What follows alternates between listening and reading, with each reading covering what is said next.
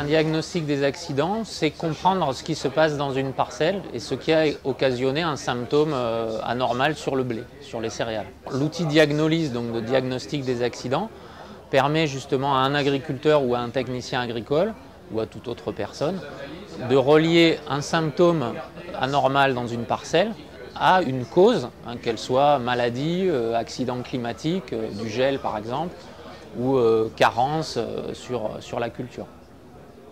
Donc pour cela, en fait, on va guider l'utilisateur dans une méthode de diagnostic, une grille de diagnostic, on appelle ça, qui puisse être mise en œuvre sur la parcelle directement, dans les champs. L'originalité de la méthode, c'est que désormais, elle existait en brochure, mais on l'a mise sur Internet, sur le web, une application web, donc où l'on guide pas à pas l'utilisateur pour qu'il en fait, mette en œuvre la bonne méthode pour arriver au bon diagnostic, au bon résultat, comme un médecin peut le faire quand un patient vient le voir et qu'il a des symptômes de maladie. Oui, ça a été un gros travail effectivement, puisqu'il a fallu d'une part recenser tous les problèmes qui pouvaient s'opposer à une céréale, les illustrer, c'est-à-dire trouver des photos suffisamment parlantes, représentatives, les décrire, recenser aussi toutes les solutions qu'on peut avoir pour remédier à ces problèmes et surtout mettre au point la méthode de diagnostic qui fait que quand on arrive dans une parcelle, on est sûr de ne pas se tromper et de tomber à 95% sur le bon diagnostic justement. Et un médecin, je crois, il y a des études qui montrent qu'un médecin réalise en moyenne un diagnostic pertinent à 85% à peu près.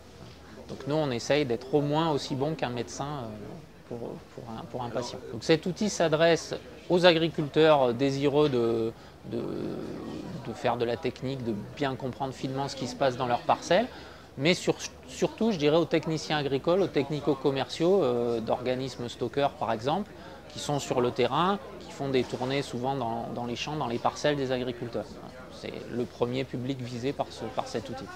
L'objectif visé, c'est surtout de la fiabilité du diagnostic, c'est-à-dire pour des conseillers agricoles qui connaissent bien leur secteur en général, mais qui ne sont pas forcément des spécialistes de la pathologie ou de toutes les carences ou de tous les accidents possibles, leur donner vraiment un outil qui leur font gagner en fiabilité dans leur diagnostic. C'est le premier objectif de la méthode. En plus, on a essayé de faire une méthode quand même simple d'emploi, assez rapide, et qui donc est un bon rapport qualité-prix, j'allais dire, entre le temps passé et le résultat. Et en faire aussi quelque chose que le technicien puisse mettre en œuvre dans son quotidien, je dirais, au fil du suivi des céréales au cours de la saison. L'intérêt d'une telle méthode sur Internet, en application Internet, c'est que par rapport à une brochure papier qui existait, avec des recueils de photos et des recueils d'accidents, le fait d'être sur le web, ça permet de garder trace de tous les diagnostics faits. Si on reprend le cas d'un technicien agricole qui tourne en culture, dans l'année, il va voir un nombre assez important de parcelles. Certaines vont avoir des problèmes.